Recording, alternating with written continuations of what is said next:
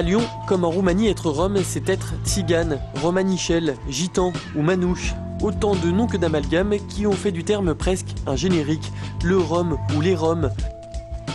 À Lyon, ce sont ceux de Surville, de la Soie ou de la Pardieu. Des bidonvilles dans lesquels certains sont allés chercher des visages.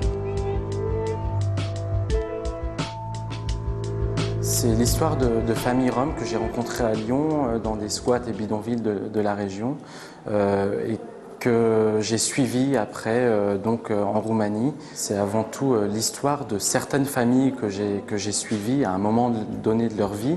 Bruno Amselem est reporter, photographe et depuis 2002 il en a suivi des familles, celle de Tarzan, le père, Krijman, sa femme et leur fille de 3 ans née en France.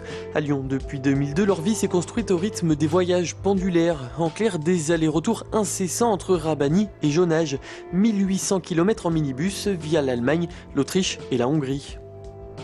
Ils font sans cesse des allers et retours entre la Roumanie et la France, soit pour des raisons familiales, soit par obligation quand ils se font expulser.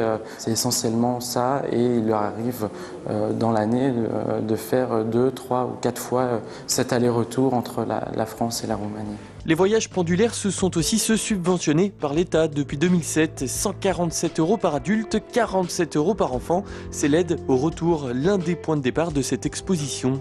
La France les évacue et pour la première fois, elle met en place le dispositif des aides au retour.